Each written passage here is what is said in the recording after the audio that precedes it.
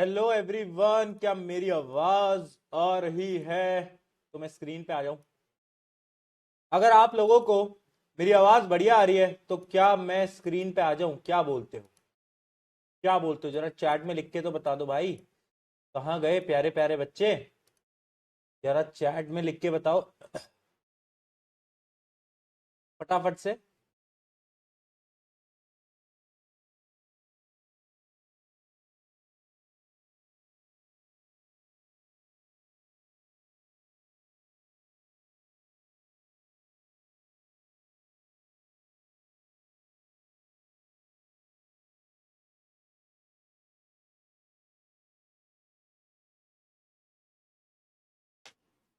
Hello everyone, hello hello hello hello hello hello, कैसे हो? How are you all? कैसी चल रही है जिंदगी? कैसे हो सब? एक बार जल्दी से बता दो चैट में, अगर सब बढ़िया सब चंगा सी। बताओ जल्दी से, कैसे हो सभी के सभी? हेलो हेलो हेलो हेलो मूर्ख बालक बालिकाओं, क्या लिख रहे हो चैट में? हैं? आज ईयरफोन लेकर बैठना? क्यों ईयरफोन लेके बैठना? क्या हो गया? अच्छा, चैप्टर। यार, बहुत ही गलत लोग हो तुम, बहुत ही। चलो, सब आ गए हैं, सब आ गए हैं। Hello hello hello hello, how are you all? कैसी चल रही है सभी लोगों की जिंदगी? प्यारे प्यारे दोस्तों, भाइयों बहनों, हाँ जी, कैसी चल रही है जिंदगी? भाई साहब, भाई साहब, आज जिस स्पीड से चैट भाग रही है ना, मैं देख रहा हूं भाई, चैट भागे जा रही है, भागे जा रही है। देखो क्या भाग रही है स्पीड से, एकदम ऐसा हो गया है चैट ऐसे। मतलब मैं अभी तक 6 या 7 चैप्टर पढ़ा चुका हूं, बट इस रफ्तार की चैट मैं पहली बार देख रहा हूं पूरे बैच के अंदर। और रीजन क्लियर है, रीजन है चैप्टर का नाम, हाउ डू ऑर्गेनिज्म रिप्रोड्यूस। भाई बहुत, तुम्हारी चैट को क्या हो गया है आज? आज दुनिया जहान के सारे बच्चे पढ़ने आए हैं। ऐसा क्या है भाई, तुम पागल वागल हो गया बिल्कुल ही? ऐसा क्या हो गया?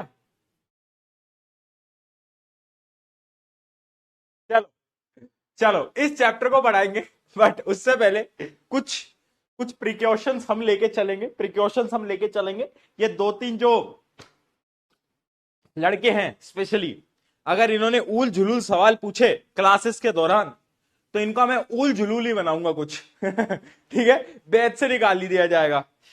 ठीक है, ये देखो आना स्टार्ट हो गए। भैया इस चैप्टर का प्रैक्टिकल होगा या नहीं होगा? रुको,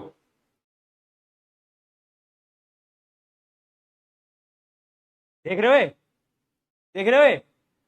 ये पढ़ेगा, प्रैक्टिकल हो जाएगा उसमें, समझ ना बात को? पढ़ाई कर लेना चुपचाप, इंपॉर्टेंट चैप्टर है। फालतू सवाल पूछेंगे। तुम मुझे अपना स्कूल का टीचर तो नहीं समझ रहे हैं? तुम मुझे अपना स्कूल का टीचर तो नहीं समझ रहे जो कि ये चैप्टर में ही करूंगा और निकल जाऊंगा, इग्नोर कर दूंगा? यहां नहीं बेटा, मौज मस्ती उधर, यहां नहीं। यहां सब कुछ पढ़ाया जाता है, ध्यान से पढ़ाया जाता है, और अगर फोकस हिला तो थप्पड़ भी पड़ेंगे, ध्यान रखना।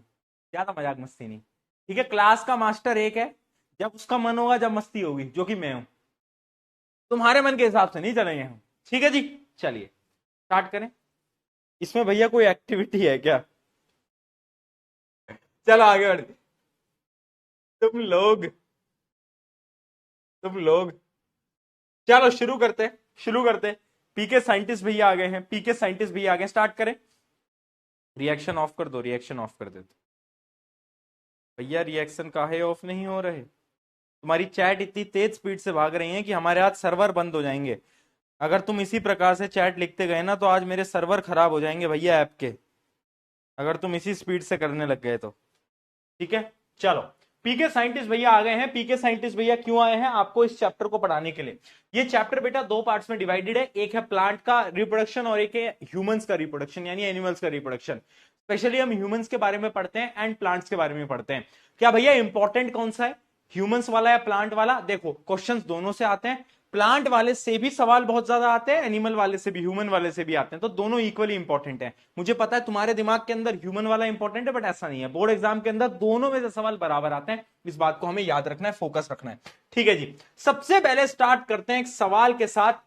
What is reproduction? रिप्रोडक्शन क्या है, कोई बता पाएगा? आखिर क्या होता है रिप्रोडक्शन? क्या बताएगा कोई? बताओ बताओ। यार तुम मुझे हंसा दोगे क्लास में, थोड़ा सा बताओ भाई, क्या होता है रिप्रोडक्शन?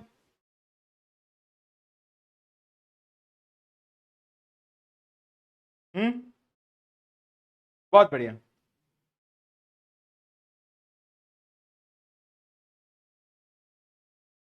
मान जाओगे? पिट जाओगे यार, प्लीज भाई पढ़ा लेने दो मेरे को। मेरे को पूरा चैप्टर पढ़ाना है, ये तुम लोग कैसे पढ़ोगे? या तो तुम्हारी चैट बंद कर दूंगा मैं, प्लीज यार। मैं बंद कर रहा हूँ चैट। चैट इनकी बंद, एक तो चैट इतनी तेज चल रही है, चैट बंद नहीं हो रही है भैया। देखो, एक बायोलॉजिकल प्रोसेस है जिससे क्या होता है, यंगर वंश यानी नए आप ही के नई जनरेशन पैदा होती है ना। यंगर वंश को जो जन्म लेने का पूरा बायोलॉजिकल बायोलॉजिकल प्रोसेस बोल रहा हूं मैं, बायोलॉजिकल प्रोसेस बोल रहा हूं मैं, उसको हम क्या बोलते हैं? उसको हम बोलते हैं रिप्रोडक्शन। यानी it is a process in which new individual is born, है ना। फॉर एग्जाम्पल आप हो, है ना, कल को आपकी शादी हो जाएगी, देखो कैसे टुकुर टुकुर मुस्कुरा रहे हैं, तो आपके भी यंगर वंश होंगे, है ना। उसके अलावा एवरी ऑर्गेनिज्म, चाहे प्लांट हो चाहे एनिमल हो, इवन एनिमल्स में भी आप कोई भी एनिमल की बात करो, सब क्या है? रिप्रोडक्शन, एक बायोलॉजिकल प्रोसेस की मदद से अपने यंगर वंश को प्रोड्यूस करते हैं। ठीक है, तो बहुत सिंपल चीज है। रिप्रोडक्शन क्या है? एक ऐसा बायोलॉजिकल प्रोसेस है बेटा जिससे कि क्या होता है, जिससे कि bye which an organism reproduces new individual, यानी एक नया इंडिविजुअल बनता है। और सबसे इंपॉर्टेंट चीज क्या है? सेम काइंड, यानी एक जैसा दिखने वाला, एक जैसा दिखने वाला। जैसे कि फॉर एग्जाम्पल, यार आपकी जो शक्ल है वो आपके पापा या आपकी मम्मी से मिलती जुलती होगी, थोड़ी बहुत, कहीं ना कहीं थोड़ा बहुत आपकी जो होंगे कैरेक्टरिस्टिक्स मिलते होंगे। क्यों? क्योंकि आप सेम काइंड के हो, सेम काइंड के हो, है ना, है ना। वो अलग बात है कि तुम्हारे मम्मी पापा तुमको बोलते हैं कि तुम्हारी शक्ल तो बहुत ही बेकार है ना, वो अलग बात है बेटा, है ना। बट वैसे हम सेम काइंड के ही प्रोड्यूस होते हैं रिप्रोडक्शन के अंदर। ठीक है, बहुत बढ़िया। ये देखो, इसका एक बेबी डॉग आ गया है, बहुत बढ़िया, है ना। तो यानी रिप्रोडक्शन हमें समझ आ गया है। अब यहां पर एक सवाल जो कि मैं आपको लाइफ प्रोसेस में भी क्लियर कर चुका हूं, वो सवाल क्या है बेटा? वो सवाल है, is reproduction a life process? क्या लगता है, क्या रिप्रोडक्शन एक लाइफ प्रोसेस है? नहीं, ये मैं आपको, देखो, लाइफ प्रोसेसेस क्या थे? वो प्रोसेसेस जो कि जीवन के लिए यानी लाइफ के लिए इंपॉर्टेंट है। अगर वो प्रोसेसेस को आप रोक दोगे तो लाइफ रुक जाएगी। क्या रिप्रोडक्शन अगर नहीं करेगा कोई भी ऑर्गेनिज्म तो वो मर जाएगा क्या? अरे नहीं मरेगा। अरे कोई ऑर्गेनिज्म बिना रिप्रोडक्शन करे मर रहा है क्या? नहीं मर रहा है यार। तो यानी reproduction is not a life process, ये बात बहुत इंपॉर्टेंट है, इस बात को हम याद रखेंगे। मैंने आपको शायद ये बताया भी था। अब एक सवाल यहां से आता है बेटा, सवाल यहां से आता है कि रिप्रोडक्शन की एडवांटेजेस क्या है? एडवांटेजेस क्या है? Why we do reproduction? क्या एडवांटेज है रिप्रोडक्शन की, बताओ क्या लगता है, क्या होगा रिप्रोडक्शन की एडवांटेज? बताओ। अगर कोई भी ऑर्गेनिज्म रिप्रोडक्शन कर रहा है तो आखिर क्यों कर रहा है, उससे एडवांटेज क्या मिल रही है? एक बार अगर हम सोचेंगे ना तो सीधा सीधा हमारे पास आंसर आएगा। क्या आएगा? क्या आएगा आंसर?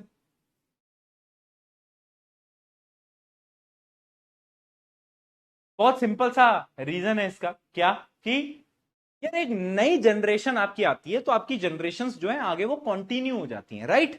राइट, है ना। आपकी जो जनरेशन है वो आगे क्या है? कंटिन्यू हो जाती है, कंटिन्यू हो जाती है ना।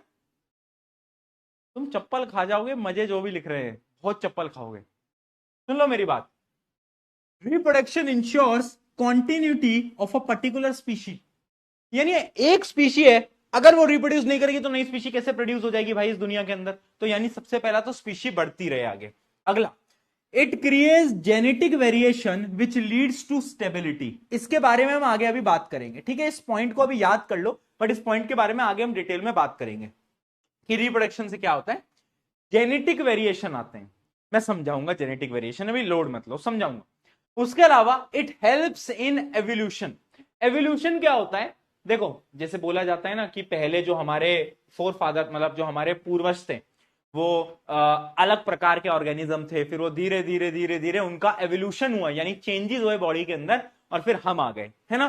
तो यानी जब हम रिप्रोडक्शन करते हैं, नई नई स्पीशीज को बनाते जाते हैं, तो जो नई स्पीशी आती है ना, वो बेटर होती है प्रीवियस स्पीशी से। समझ रहे हो, वो बेटर होती है प्रीवियस स्पीशीज से। जैसे धीरे धीरे धीरे धीरे रिप्रोडक्शन की मदद से क्या आता है, एवोल्यूशन आता है। क्या आता है बेटा, evolution. It helps in evolution of species. ठीक है, ये 3 पॉइंट है, ये 3 पॉइंट है।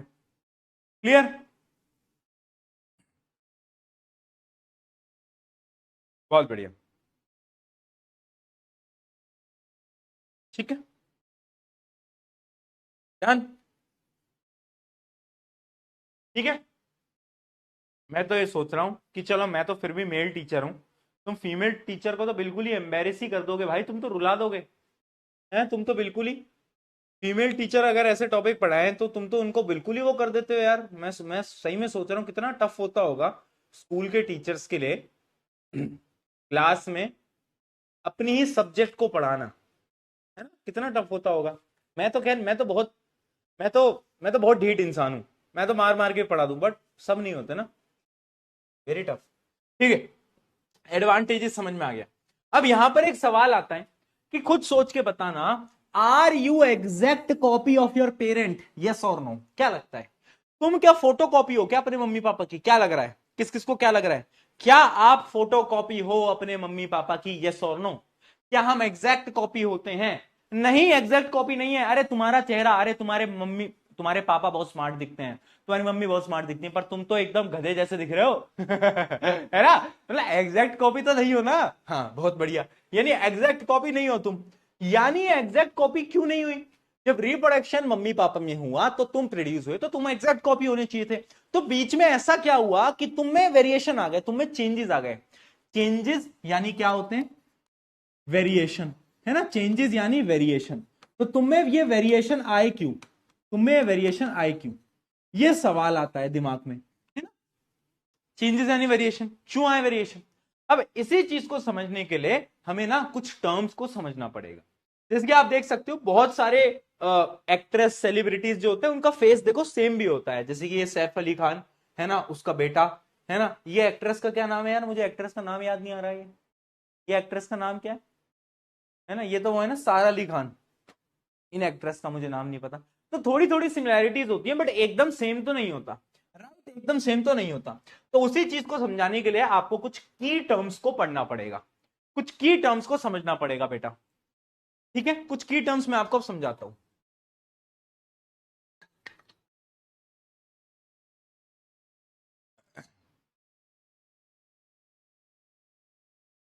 देख देख, सारे एक्ट्रेस, हीरोइन, हीरो, सबके नाम तुम्हें मालूम है ना, है ना। पर जब पूछूं मैं कि रिप्रोडक्शन की एडवांटेज क्या है, वो तुम्हें मालूम नहीं। देख देख, हाँ। हेलो, की टर्म्स की कुछ बात करते हैं बेटा। की टर्म्स की क्या बात है, देखना, अगर तुम्हें याद हो 9th क्लास, ओ हो 9th क्लास में तो पढ़ाई नहीं करी भाई। देखो, सेल होता था, सेल के अंदर एक न्यूक्लियस होता था। न्यूक्लियस के अंदर, क्या तुम्हें याद है, न्यूक्लियस को ब्रेन ऑफ द सेल बोलते थे, याद है। न्यूक्लियस के अंदर एक थ्रेड लाइक स्ट्रक्चर होता है ना। देखो, न्यूक्लियस के अंदर कुछ थ्रेड लाइक स्ट्रक्चर होता है जिसको हम बोलते हैं डीएनए, याद है, DNA, deoxy ribo nucleic acid, that was the full form of DNA, जो कि हमने 9th क्लास में पढ़ी थी। ठीक है, तो यानी सबसे पहले तो आपको डीएनए पता होना चाहिए। डीएनए क्या होता है, a thread like structure which contains all the information about our characters and it is passed from one generation to next generation.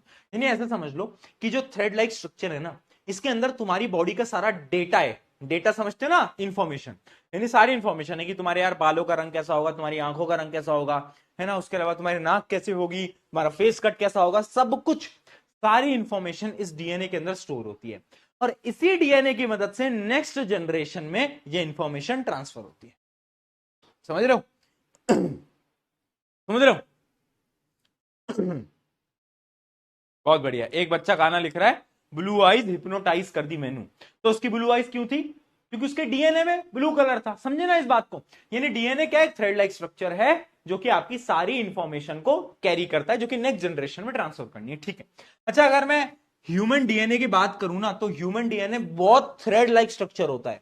अगर उस पूरे डीएनए को मैं खोल दूं तो पता है वो कितना बड़ा होता है? 2.2 मीटर। ये बहुत बड़ा है भाई, 2.2 मीटर।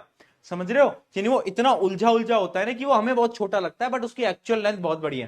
ठीक है, चलो ये समझ में आ गया। अगली टर्म है क्रोमेटिन। अगली टर्म है क्रोमेटिन, और उसके बाद हम क्रोमोसोम की टर्म देखेंगे। देखो क्रोमेटिन क्या है? न्यूक्लियस में ना, न्यूक्लियस में डीएनए ऐसे पड़ा होता है रैंडमली थ्रेड लाइक में, ठीक है।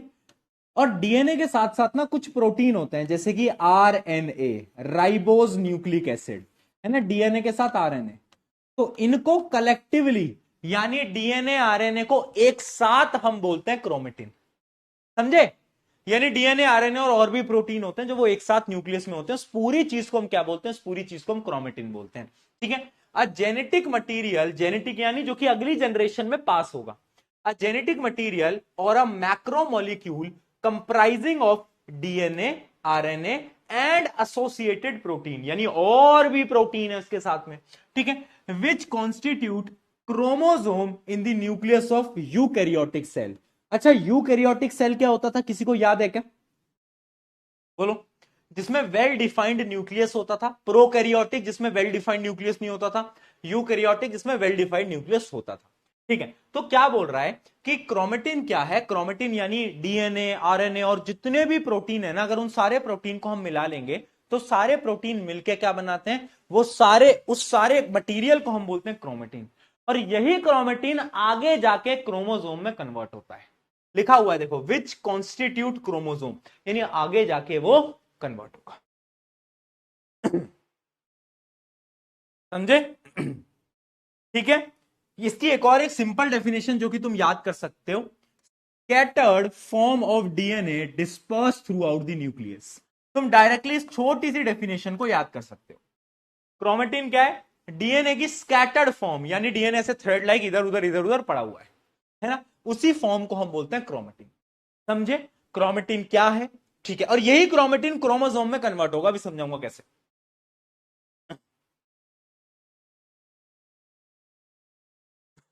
चलो, जैसे आप देख सकते हो ये क्रोमेटिन है, थ्रेड लाइक में डीएनए आपका इधर उधर पड़ा हुआ है, देख सकते हो। डीएनए आराम से अपनी जगह पे क्या है, पड़ा हुआ है, वो रिलैक्स कर रहा है। क्या कर रहा है बेटा? वो रिलैक्स कर रहा है। ठीक है जी।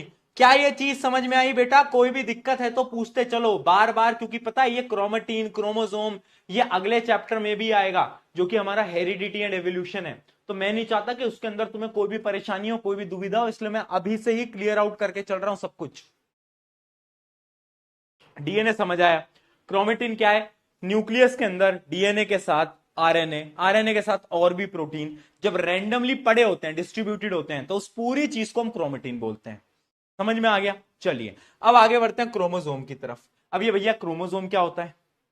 देखिए क्रोमोसोम क्या होता है। अब देखो क्रोमेटिन ही ना क्रोमोसोम बनाता है। मैं बताता हूं कब। नाइन्थ क्लास में हमने एक और टॉपिक पढ़ा था, मुझे पता है तुम्हें याद नहीं होगा, कुछ कुछ बच्चों को याद होगा भी, जो कि होता था सेल डिवीजन। कुछ याद आ रहा है? एक सेल डिवाइड होता था दो डॉटर सेल में। याद आया? एक सेल डिवाइड होता था दो डॉटर सेल में, है ना? हाँ, बहुत बढ़िया। तो जब सेल डिवीजन बेटा हो रहा होता है ना, तो उस टाइम पे ये जो क्रोमेटिन है ना, ये जो डीएनए ऐसे रैंडमली पड़ा हुआ था, ये जो डीएनए ऐसे रैंडमली पड़ा हुआ था, तो जब सेल डिवीजन होता है इस दौरान ये डीएनए एक शेप बना लेता है। कैसी शेप बना लेता है? ये इस प्रकार से एक शेप बनाने लगता है, ऐसे ऐसी शेप बनाने लगता है डीएनए। समझ रहे हो? यानी डीएनए एक हेलिकल शेप बनाने लगता है, और उसी चीज को हम क्रोमोसोम बोलते हैं। जब डीएनए कॉइल्ड फॉर्म में आ जाए, कॉइल की शेप में जब एक डीएनए आ जाए, तो हम उसको क्या बोलेंगे? उस बेटा बोलो मेरे साथ, उसको हम क्या बोलेंगे? फटाफट से बताइए। बोल दो यार, क्या बोलेंगे भाई? हाँ, क्रोमोसोम। देखो क्रोमोसोम क्या है? Thread like structure made of DNA and protein that carry genetic information of an organism. यानी सेल डिवीजन के दौरान ये डीएनए एक शेप ले लेता है ना, क्रोमोसोम बनाता है, और यही क्रोमोसोम इंफॉर्मेशन को आगे लेके जाता है। ठीक है। They are present in nucleus, highly coiled, देखो कॉइल्ड फॉर्म में होते हैं, ऐसे कॉइल्ड फॉर्म में के अंदर होते हैं, एंड कंडेंस्ड, कंडेंस्ड यानी छोटी फॉर्मेट के। देखो डीएनए तो ऐसे रैंडमली पड़ा था, बट ये बड़े सिस्टमैटिकली डिस्ट्रीब्यूटेड होते हैं, ऐसे बड़े सिस्टमैटिकली ऐसे डिस्ट्रीब्यूटेड होते हैं। समझ रहे हो बात को? बहुत बढ़िया। And becomes clearly visible only during cell division. सिर्फ और सिर्फ सेल डिवीजन के दौरान हमें ये दिखाई दे रहे होते हैं। बताओ, आया समझ में? आया समझ में? बहुत बढ़िया। यानी जब सेल डिवीजन हो रहा है तो जो डीएनए जो रैंडमली पड़ा हुआ था वो डीएनए क्या बोलेगा कि भैया चलो कॉइल्ड फॉर्म में आ जाते हैं। तो डीएनए ऐसे सांप जैसी शेप ले लेगा, कॉइल्ड फॉर्म बना लेगा, और कॉइल्ड फॉर्म बनाते ही वो क्रोमोसोम कहलाएगा, और यही क्रोमोसोम आगे इंफॉर्मेशन को लेके जाएगा। क्योंकि सेल डिवाइड कब होते हैं बेटा? जब रिप्रोडक्शन हो रहा होता है। जब रिप्रोडक्शन होता है तब ये वाले सेल मेनली डिवाइड होते हैं। समझ रहे हो बात को? जब रिप्रोडक्शन होता है तब ये सेल डिवाइड होते हैं। हाँ, बहुत बढ़िया। तो यानी अगली जनरेशन में ट्रांसफर करना है इंफॉर्मेशन को, तो कौन लेके जाएगा? क्रोमोसोम लेके जाएगा। अगर सब कुछ समझ आए तो पीके लिखो। बताओ, अभी समझ लो, अगले चैप्टर में वापस से यही वाहियात चीजें आएंगी। तो अगर तू आज समझ लेगा तो बाद में तुझे दिक्कत नहीं आएगी, वरना बाद में तू पागल हो जाएगा अगले चैप्टर में, क्योंकि अगला चैप्टर पूरा इसी पे ही है। क्रोमेटिन, क्रोमोसोम, डीएनए, और एक टर्म है जीन। ये जीन क्या है भैया? वो वाली जीन्स है क्या जो हम पहन के जाते हैं? ना ना ना ना ना ना ना ना, वो नहीं है। कौन सी जीन है?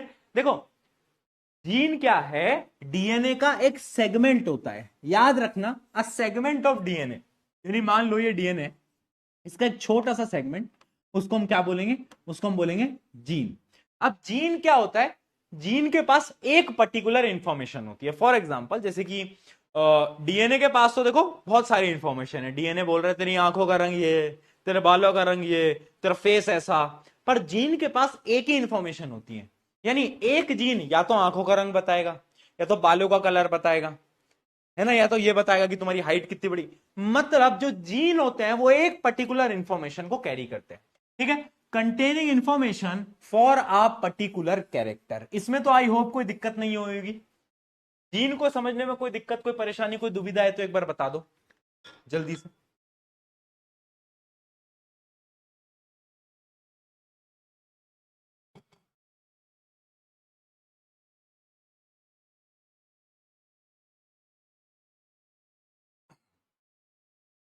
बोल दो न जरा, क्या तुम्हें समझ आ रहा? बताओ, आ रहा है नहीं आ रहा?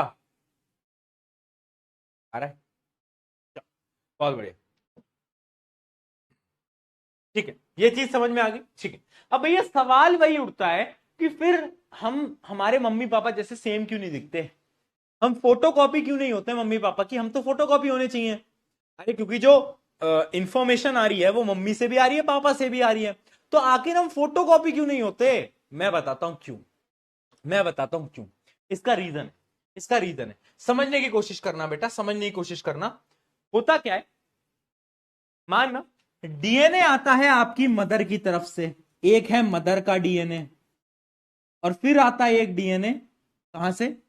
फादर की तरफ से। कहां से? फादर की तरफ से। दोनों एंड से डीएनए आता है, दोनों एंड से डीएनए आता है। दोनों एंड से क्या है? डीएनए आ गए, है ना, यानी क्रोमोसोम बोल लो। अब याद रखना, जो ज्यादा डोमिनेंट होगा, यानी जिनका क्रोमोसोम ज्यादा ताकतवर होगा, उसके कैरेक्टरिस्टिक तुम्हारे पास आने वाले हैं। इस पॉइंट को हम ज्यादा डिस्कस अभी नहीं करेंगे, वो हम क्योंकि अगले चैप्टर के लिए छोड़ेंगे। अगले चैप्टर का नाम ही हेरिडिटी है, तो उसके अंदर हम डिटेल में पढ़ेंगे। अभी के लिए इसको यहीं पे ही छोड़ते हैं, ठीक है। इसका रीजन बस इतना समझ लो, क्योंकि दोनों में से आता है, तो जिसका ज्यादा डोमिनेंट होता है उसका तुम्हें शो होता है, ठीक है। अब एक मैं चीज बताता हूं कि a basic event of reproduction is creation of DNA copy. यानी समझना, जब भी एक सेल डिवाइड होता है ना, मान लो एक सेल है, उसके पास न्यूक्लियस है, न्यूक्लियस के पास डीएनए है, तो जब ये दो सेल के अंदर बेटा डिवाइड होगा ना, तो सबसे बेसिक इवेंट पता है क्या है? सबसे बेसिक इवेंट, सबसे पहला इवेंट, ये जो डीएनए है ना, इसकी कॉपी होगी। क्या होगी? डीएनए की कॉपी। यानी यहां भी नकल हो रही है भैया, अरे यहां भी नकल हो रही है, बहुत बढ़िया, यहां भी नकल हो रही है। पर यहां पर एक दिक्कत है, DNA copying is accompanied by creation of additional cellular apparatus. यानी पहले डीएनए कॉपिंग होती है, अभी प्रोसेस समझ लो। पहले डीएनए कॉपिंग होती है, जैसे डीएनए कॉपी हो जाता है उसके बाद जो सेल के अलग अलग पार्ट्स होते हैं ना, सेल ऑर्गेनेलीज, जैसे माइटोकॉन्ड्रिया, याद आ रहा है, लाइजोसोम्स, वो सारों की भी कॉपी होती है धीरे धीरे। सबसे पहले डीएनए की कॉपी होती है, ठीक है। Then DNA copy separates each with its own cellular apparatus. बहुत बढ़िया। So effectively cell divides to give rise to new two cell, यानी नए दो सेल आ गए। तो ये पूरा प्रोसेस है कि नए दो सेल बने कहां से, एक सेल था उसके पास खुद का डीएनए, हाँ, अब वो जब सबसे पहले क्या होगा, न्यूक्लियस डिवाइड करेगा, जब न्यूक्लियस डिवाइड करेगा तो DNA copy copy copy copy, जैसे डीएनए कॉपी हुआ फिर सेलुलर अपैरेटस यानी जितनी भी सेल बॉडीज हैं वो सारी की सारी कॉपी कॉपी कॉपी कॉपी, ऐसे प्रोसेस होगा। अब यहां पर दिक्कत कहां आती है, दिक्कत आती है डीएनए कॉपी में। हाँ, डीएनए कॉपी में एक बहुत बड़ी दुविधा है, मैं समझाता हूं क्या। जब डीएनए की कॉपी हो रही होती है ना, जैसे एक बहुत प्यारी लाइन है, वो लाइन ऐसी है कि नकल में भी अकल चाहिए। तो जब डीएनए कॉपी होता है ना, तो डीएनए के कॉपिंग के टाइम पे कुछ एरर्स आ जाते हैं, यानी एग्जैक्ट डीएनए कॉपी नहीं हो पाता, समझना। जब डीएनए कॉपी हुआ तो एरर आ गए। अरे भैया, मान लो तुमने पेपर लिया फोटोकॉपी में डाला, फोटोकॉपी की मशीन में कुछ एरर आ गए तो नया पेपर निकल के बाहर आया, तो तुम डर जाओगे ना। वैसा यहां पर होता है, कभी कभार जब सेल डिवाइड होता है तो डीएनए कॉपिंग में छोटे छोटे इश्यूज आ जाते हैं, और उन्हीं इश्यूज की वजह से, उन्हीं एरर्स की वजह से हमारे अंदर चेंजेस आते हैं, उन्हीं छोटे छोटे एरर्स की वजह से हमारे अंदर चेंजेस आते हैं, यानी हमारे अंदर वेरिएशन आते हैं। तो जो मैं तुम्हें बता रहा था ना कि वेरिएशन क्यों आते हैं, उसका एक सिंपल सा रीजन है कि डीएनए कॉपिंग में एरर होता है और उस एरर की वजह से हमारे अंदर वेरिएशन आते हैं। तो सबसे पहले देखो वेरिएशन होते क्या है। द डिफरेंसेस इन कैरेक्टर्स और traits among individual of the same species are called variation, यानी कुछ ऐसे डिफरेंसेस इन दी कैरेक्टर्स, देखो कैरेक्टरिस्टिक्स को ट्रेट बोलते हैं ना, कंफ्यूज मत होना, ट्रेट शब्द का मतलब क्या है, कैरेक्टरिस्टिक्स है ना। ट्रेट जैसे हम बोलते हैं ना, आपके ट्रेट्स क्या है, आपकी आंखों का कलर क्या है, बालों का रंग क्या है, वो आपके ट्रेट्स हैं, वो आपके कैरेक्टरिस्टिक्स हैं, ठीक है। तो यानी जब आपके ट्रेड्स में कुछ चेंज आ जाता है, उस चीज को हम क्या बोलते हैं, उस चीज को हम वेरिएशन बोलते हैं, बदलाव बोलते हैं। अब ये बदलाव आया क्यों, वेरिएशन आया क्यों, बताओ बताओ, ये वेरिएशन आया क्यों, क्यों आता है, क्योंकि the DNA copying process will have some errors, यानी कुछ एरर्स होते हैं which will lead to variation, as the result DNA copying generated will be similar but may not identical, यानी डीएनए बना तो सेम है, सिमिलर है बट आइडेंटिकल नहीं है, आइडेंटिकल यानी एकदम डिट्टो सेम नहीं है, फोटोकॉपी नहीं है। इस वजह से तुम्हारे अंदर हल्के फुल्के छोटे मोटे चेंजेस आ जाते हैं। क्या बात समझ में आई, बताओ।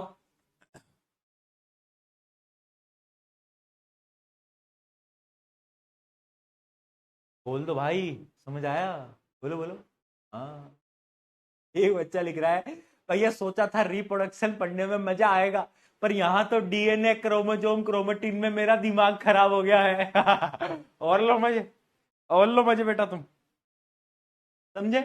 यानी डीएनए कॉपिंग में एरर्स की वजह से भैया यहां पे भी देखो नकल में अकल चाहिए, यहां पे भी नकल नहीं हो पा रही है भैया, बहुत दिक्कत है। चलिए, अब एक बड़ा इंपॉर्टेंट सवाल जो कि तुम्हारे पेपर में आ ही सकता है, ट्रिपल स्टार मार्क कर लो बेटा, ट्रिपल स्टार मार्क कर लो, इंपॉर्टेंस ऑफ वेरिएशन। सवाल आएगा तुम्हारे पेपर के अंदर, what is variation and how is variation important for any organism, यानी ऑर्गेनिज्म के लिए वेरिएशन इंपॉर्टेंट क्यों है, बदलाव इंपॉर्टेंट क्यों है। अब इसका आंसर ध्यान से समझना। पहला रीजन, जब वेरिएशन आते हैं तो क्या होता है, organism adapt in the changing environment, यानी यार देखो, मान लो अचानक से गर्मी पड़ने लग जाए, बहुत ज्यादा धूप पड़ने लग जाए, है ना, और हमारे पास एसी वगैरह कुछ नहीं है, तो धीरे धीरे हमारे जो बॉडी है ना, वो उस गर्मी को अडेप्ट कर लेगी, और जो अगली जनरेशन आएगी ना, उन अगली जनरेशन की बॉडी ऐसी होगी कि उनको ज्यादा गर्मी लगेगी ही नहीं। समझ रहे हो बात को, यानी इन छोटे मोटे एरर से क्या होता है कि एडेप्शन, यानी हमें लंबा जिंदा रहना है तो वो बहुत आसान हो जाता है। तो समझ लेना, variation help organism to adapt the changing environment, बहुत बढ़िया पहला पॉइंट। ठीक है, ठीक है।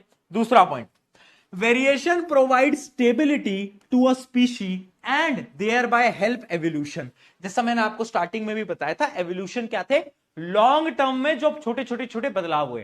पहले टेल हुआ करती थी हमारे एंसेस्टर्स की, पर अब हमारी टेल नहीं है, क्यों, अगर तुम्हारी टेल है तो भैया फिर कुछ दिक्कत है, टेल नहीं है ना, अगर टेल क्यों नहीं है, क्योंकि टेल की रिक्वायरमेंट नहीं थी, है ना। टेल हटी कैसे, धीरे धीरे धीरे डीएनए में कुछ चेंजेस आए, वेरिएशन आए और वो टेल गायब हो गई।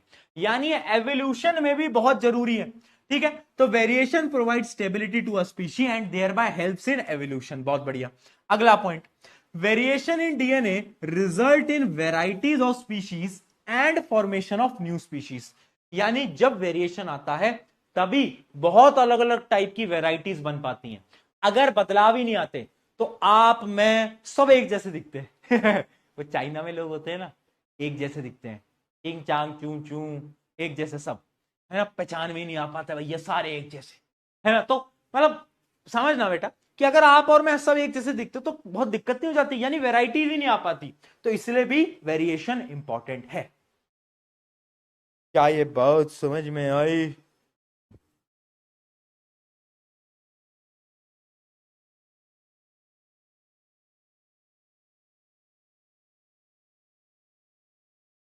बताओ, क्लियर? चलिए, बहुत बढ़िया यार, इंपॉर्टेंस समझ में आ गई। अब एक सवाल आता है कि क्या वेरिएशन नॉन यूजफुल भी होते हैं क्या?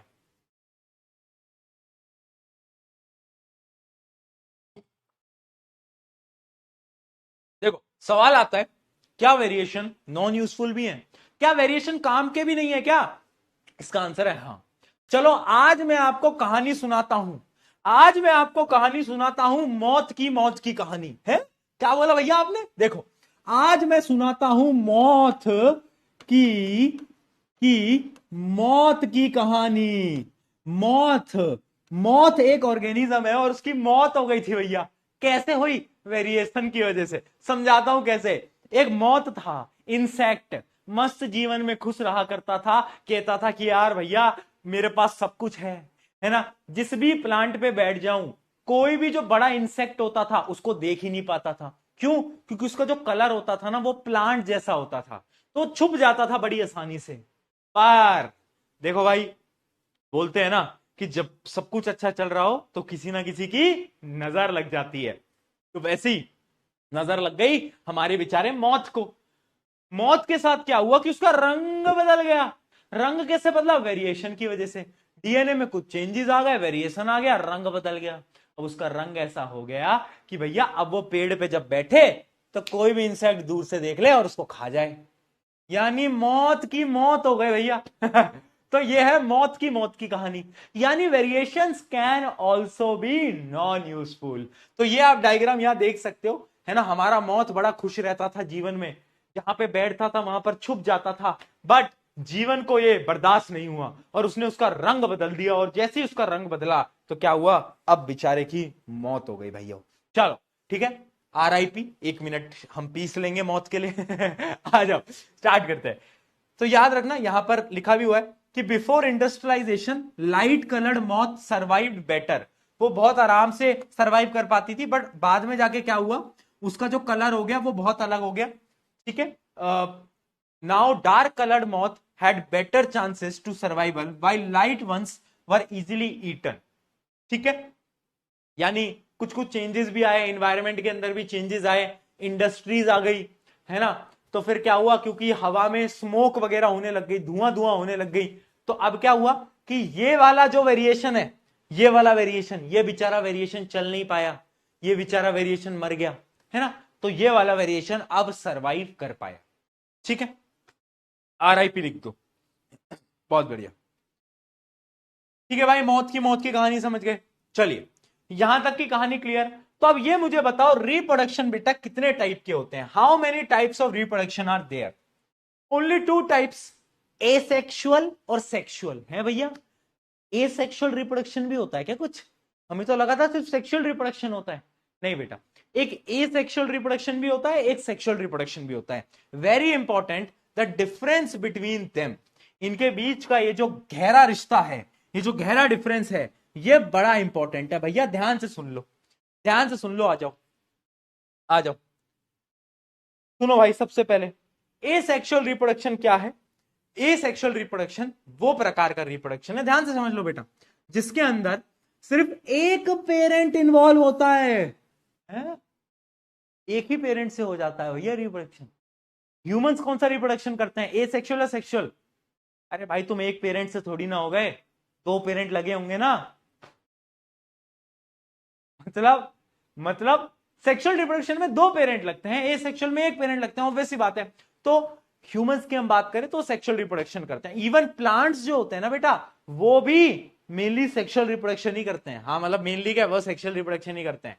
ठीक है जी, आगे अब देखना बेटा, एक टर्म होती है गैमीट्स। गैमीट्स का मतलब होता है सेक्स सेल्स, यानी वो सेल्स जो कि रिप्रोडक्शन में यूजफुल होते हैं, उनको हम बोलते हैं सेक्स सेल। जैसे ह्यूमन के अंदर मेल सेक्स सेल होता है स्पर्म, नाम सुना होगा तुमने, स्पर्म सेल नाम सुना होगा, तुम्हें पता भी होगा आई गेस, है ना। उसके अलावा फीमेल के अंदर ओवम नाम सुना होगा तुमने। ठीक है, तो बेसिकली ये जो है ना एसेक्सुअल रिप्रोडक्शन, इसमें भैया सेक्स सेल होते ही नहीं है, एक ही पेरेंट है, एक ही पेरेंट से रिप्रोडक्शन हो रहा है, तो सेक्स सेल की जरूरत क्या है। बट यहां पर गैमिट्स यानी सेक्स सेल प्रोड्यूस होते हैं। अगली चीज ऑफस्प्रिंग, ऑफस्प्रिंग यानी नेक्स्ट जनरेशन, ऑफस्प्रिंग यानी बेटा नेक्स्ट जनरेशन।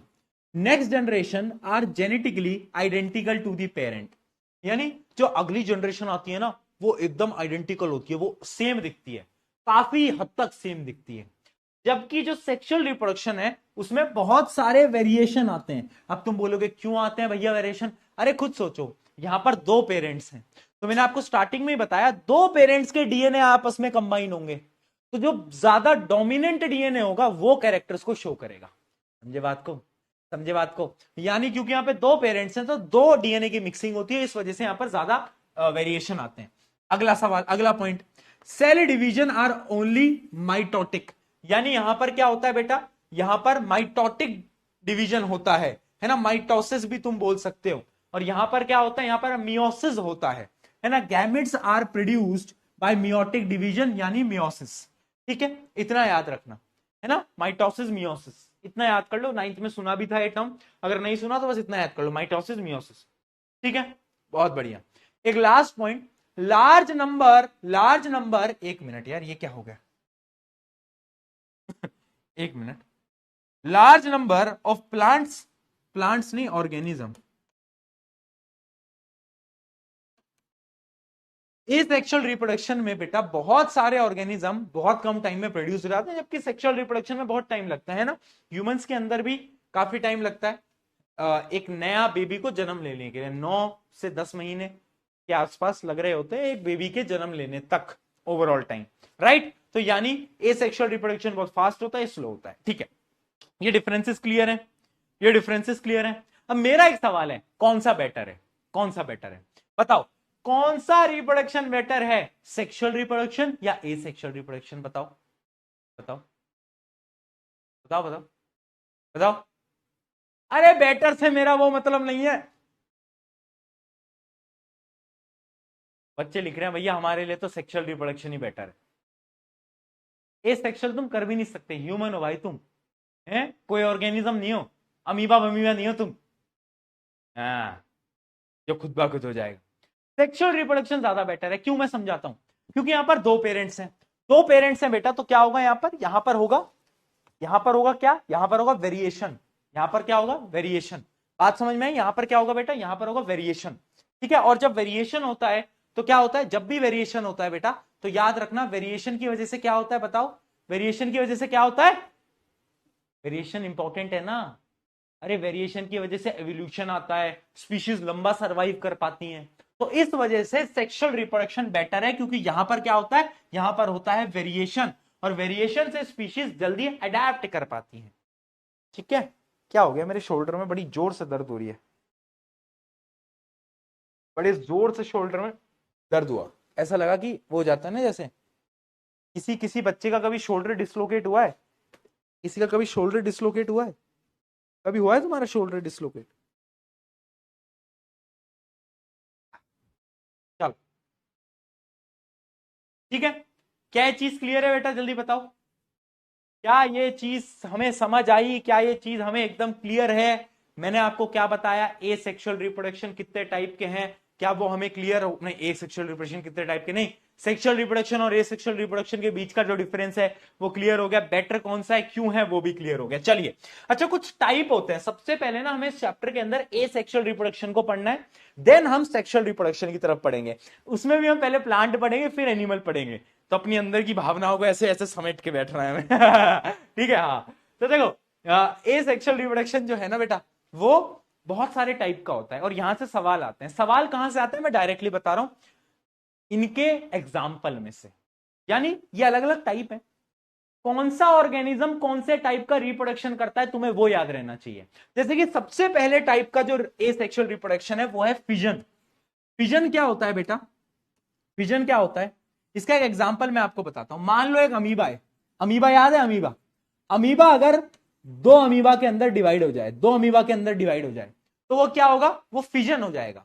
यानी फिजन क्या है, टूट गया। फिजन का मतलब है टूट गया, है ना। फिजन का देखो, मैं आज समझा रहा हूं, मैं आज लिखवा नहीं रहा इनके टाइप, बट आज मैं समझा रहा हूं, कल मैं फटाफट से नोट्स में लिखाता हुआ चलूंगा तुमको।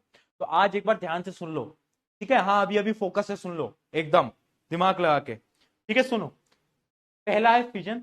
फिजन का मतलब क्या है, फिजन का मतलब है टूटना, जैसे तुम्हारा दिल भी टूट दिया था तो यानी फिजन का मतलब है कि एक पेरेंट सेल है, वो दो या दो से ज्यादा डॉटर सेल के अंदर टूट जाता है, तो उसको हम क्या बोलते हैं बेटा, उसको हम बोल रहे होते हैं फिजन। क्या बोलते हैं बेटा, फिजन।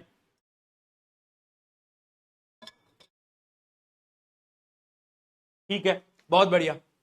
अगला आता है फ्रेगमेंटेशन। फ्रेगमेंटेशन क्या होता है, कुछ ऑर्गेनिज्म होते हैं जो कि जब मैच्योर हो जाते हैं, जब बड़े हो जाते हैं, तो वो फ्रैगमेंट्स में टूट जाते हैं। फ्रैगमेंट्स यानी टुकड़ों में टूट जाते हैं, मान लो ऐसे, तो कुछ ऐसे टुकड़ों में टूट जाते हैं, ठीक है, और उनसे नए ऑर्गेनिज्म बन जाते हैं, उसको हम बोलते हैं फ्रैगमेंटेशन। एक होता है बडिंग। बडिंग क्या होता है, बडिंग क्या होता है, जैसे आपको यहां पर डायग्राम में दिख भी रहा होगा, है ना। आपको नाम सारे ऑर्गेनिज्म के कल बताऊंगा मैं डिटेल में। जैसे कि देखो, ये एक ऑर्गेनिज्म है, इसके ऊपर देखो एक बड आ गई, देख रहे हो, एक बड, बड यानी समझते हो ना, ऊपर ऐसे बर्ड टाइप में आ गया। ये बर्ड आगे बढ़ती जाती है, बढ़ती जाती है, बढ़ती जाती है, और जब ये मैच्योर हो जाता है उस समय पर ये बर्ड यहां से ब्रेक कर जाती है और नया ऑर्गेनिज्म बन जाते हैं, ठीक है, नए ऑर्गेनिज्म बन जाते हैं। तो ये क्या हो गई, बडिंग हो गई। अगला है रीजनरेशन। ये रीजनरेशन बड़ा खतरनाक है भाई। रीजनरेशन ना, तुमने वो देखी है वुल्वरीन, कौन सी पिक्चर आती थी, एक्समैन, कौन सी आती थी वो, जिसके पास एक पावर थी ना, अगर उसका हाथ भी कट जाता है तो उसका हाथ वापस से रीजनरेट हो जाता था। कौन सी मूवी थी बताना यार वो जरा, याद है तुम्हें? तो ऐसी प्रॉपर्टी कुछ ऑर्गेनिजम्स के पास होती है।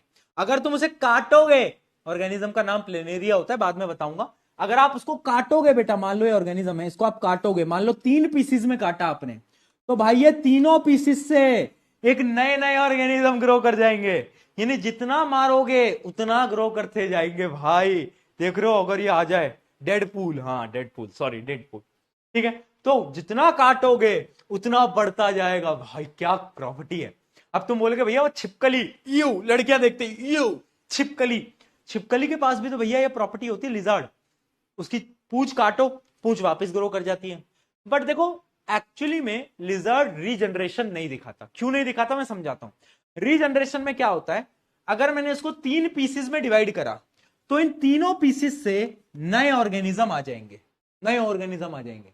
लेकिन लिजर्ड, मान लो मैं अपनी खतरनाक सी ड्राइंग से, वाह यार, वाह प्रशांत भैया, लिख दो जरा, वाह प्रशांत भैया क्या छिपकली बनाई है। अब अगर मैं अपनी खतरनाक ड्राइंग से इसकी पूंछ काट दूं, तो ये जो छिपकली है, लिजर्ड है, इसकी पूंछ तो वापस आ जाएगी, बट ये जो टेल है, क्या इस टेल से लिजर्ड बन सकती है?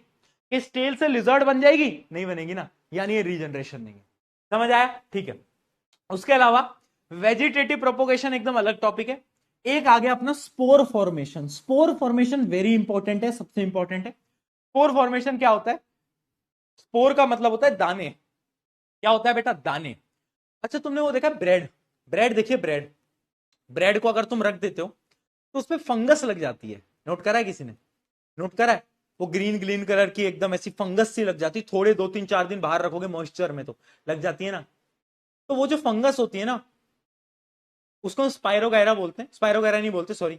अब वो जो फंगस है, वो वाली जो फंगस है, वो स्पोर फॉर्मेशन की मदद से रिप्रोड्यूस करती है। यानी ना वो क्या करती है, वो अपने बीज, उसके कुछ ऐसे स्पोर्स होते हैं, बीज होते हैं, वो बीज क्या होते हैं, वो बीज हर जगह फैल जाते हैं, हर जगह फैल जाते हैं ब्रेड के हर एक कोनों पे, और वो जल्दी जल्दी जल्दी रिप्रोड्यूस करती जाती है, बीज आगे फैलते जाते हैं और जल्दी जल्दी वो जो फंगस है वो पूरी की पूरी ब्रेड पे ऐसे फैल जाती है।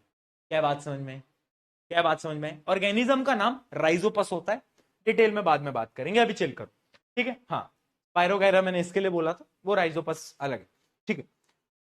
पोर फॉर्मेशन भी, मतलब ऊपर ऊपर से बाउंड्रीज क्लियर कर लो कि हम क्या कल हम क्या पढ़ने वाले हैं, वरना तुम कल बहुत बोलोगे भैया बहुत फास्ट फास्ट हो रहा है, इसलिए मैं आज ही तुम्हारी सारी बाउंड्रीज क्लियर कर रहा हूं। फिजन, फ्रेगमेंटेशन, बडिंग, रीजनरेशन, अब ये वेजिटेटिव प्रोपगेशन को भूल जाओ, स्पोर फॉर्मेशन, स्पोर यानी दाने होते हैं, दानों की मदद से वो क्या करते हैं, रिप्रोड्यूस करते हैं, राइट। ये हम सारे के सारे, ये हम सारे के सारे किसकी बात कर रहे हैं, ये हम बात कर रहे हैं एसेक्सुअल रिप्रोडक्शन की, जिनमें एक ही पेरेंट की रिक्वायरमेंट है, टू पेरेंट्स की रिक्वायरमेंट नहीं है, ठीक है भैया, बहुत बढ़िया, समझ आ गया। चलिए आज की सभा को यहां अंत करेंगे, बट कुछ एमसीक्यू सवाल कराता हूं और आपको पोल देता हूं, आ जाओ पोल पोल खेलते हैं। ये क्या बेसिक सा क्वेश्चन दे दिया भाई, चलो बताओ,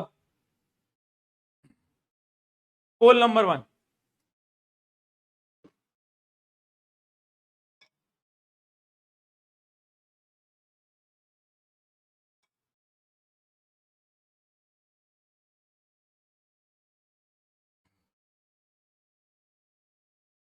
बोलो जी।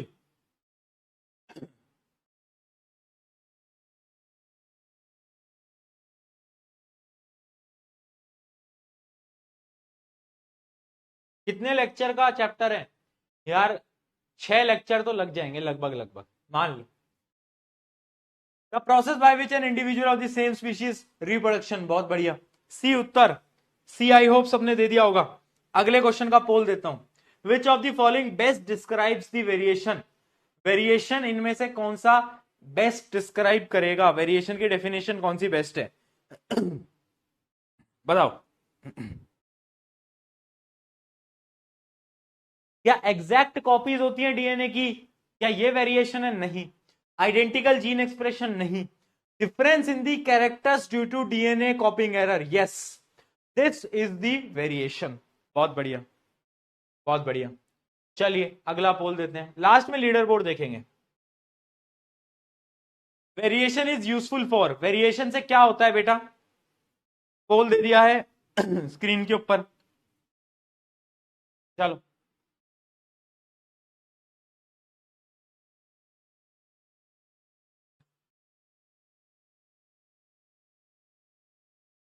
बोलो, बोल दो नजरा। यस यस यस यस, बहुत बढ़िया। ए, एवोल्यूशन होता है, क्या होता है? एवोल्यूशन, है ना, चेंजेस आ जाते हैं स्पीशीज के अंदर। चलिए एक और क्वेश्चन आता है, इसका भी बोल दे देते हैं, लास्ट बोल दे रहा हूं। Thread like structure made of DNA and protein in the nucleus are called, क्या बोलते हैं उनको?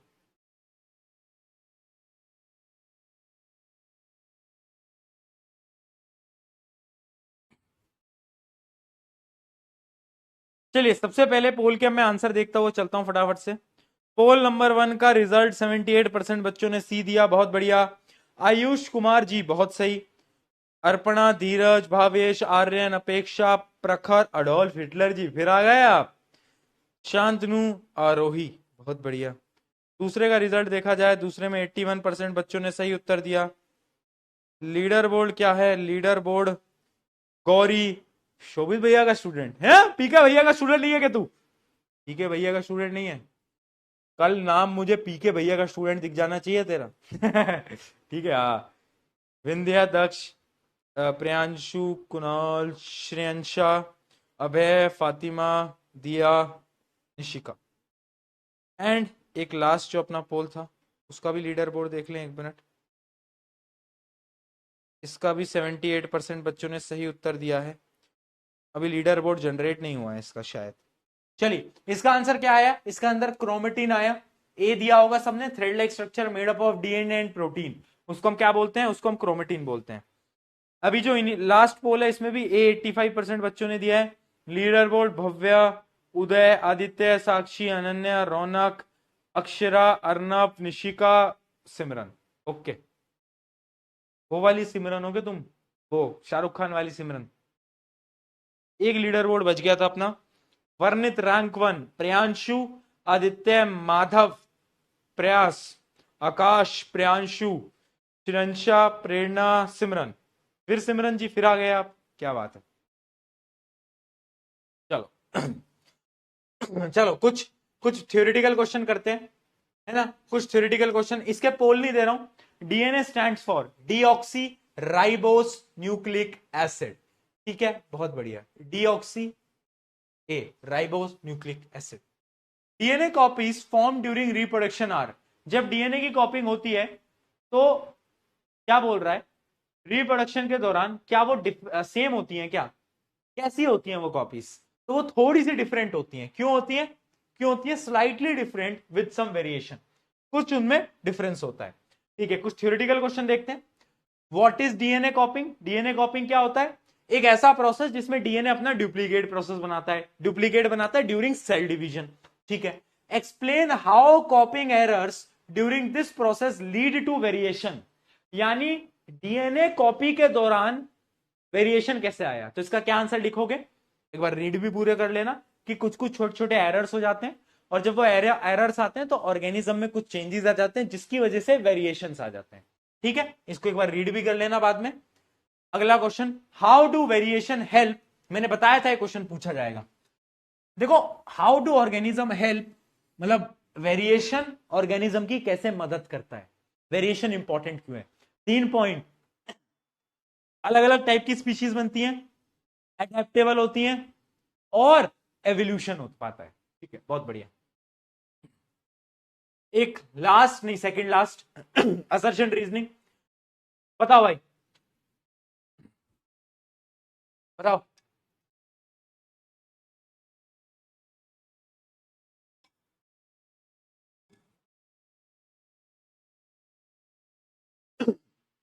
Variation arise due to DNA copying. क्या डीएनए कॉपिंग के एरर की वजह से वेरिएशन आता है, स्टेटमेंट एकदम ट्रू है। All variation are always harmful, ये तो एकदम फॉल्स है। देखो, variations can be helpful and can be useful. Harmful कब होती है, मौत का एग्जांपल, और यूजफुल तो है ही, वो तो हमें पता ही है। ठीक है जी, बहुत बढ़िया। एक last question, DNA copying leads to inheritance. इस क्वेश्चन को भी काट दो, ये हेरिडिटी में आप पढ़ोगे इनहेरिटेंस क्या होता है। चलो मैं आपको ऐसा बता देता हूं, इनहेरिटेंस यानी अगले में कैरेक्टरिस्टिक्स का ट्रांसफर। यानी मान लो मैं हूं, कल को मेरे बच्चे हुए, तो उनके अंदर मेरे मेरे जो कैरेक्टरिस्टिक्स हैं वो जो ट्रांसफर होंगे, उस प्रोसेस को हम इनहेरिटेंस बोलते हैं। इनहेरिट कर दिया, शब्द सुना है, इनहेरिट। इनहेरिट यानी आगे वाली जनरेशन में भेज दिया। ठीक है, तो DNA copying leads to inheritance. क्या डीएनए कॉपिंग की वजह से इनहेरिटेंस होता है, बात सही है। ठीक है, DNA कॉपिंग always produces completely identical copy. तो इसका भी आंसर लिखी दो भाई, ये फॉल्स है, ये ट्रू है। ठीक है,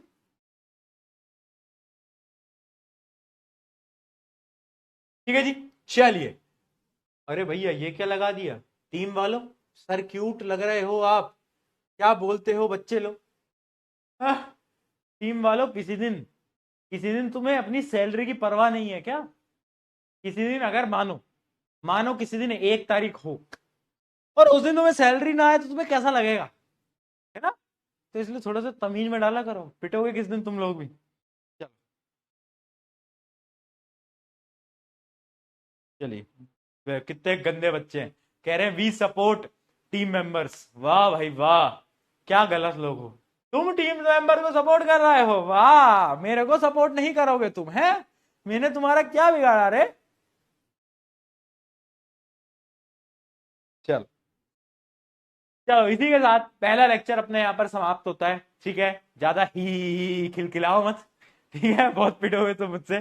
अब कल मिलते हैं, कल मिलते हैं। हाँ बेटा, 6 लेक्चर लग जाएंगे, 6 लेक्चर तो मिनिमम है, क्या पता 7 भी लग जाए, डिपेंड करेगा। 6 लेक्चर तो पक्का लगना है, ये तो फॉर श्योर है, फॉर श्योर है। चैप्टर बड़ा है। देखो, एक लेक्चर तो पूरा फ्लावर में लगेगा, मतलब प्लांट्स में लगेगा एक लेक्चर तो, है ना, है मतलब टाइम लगेगा, तुम मान लो। पर 6 लेक्चर में हो जाना चाहिए, तब मुझे लग रहा है, बाकी देखते हैं। भैया सिलेबस कब खत्म होगा, सिलेबस आपका नवंबर में हो जाएगा एज प्रोमिस्ड। यार अक्टूबर एंड की सोची थी बट मुझे लग नहीं रहा, पता है क्यों? अभी ये चैप्टर है कार्बन कंपाउंड, बहुत बड़ा चैप्टर है, 7-8 लेक्चर लग जाएंगे लगभग लगभग, है ना।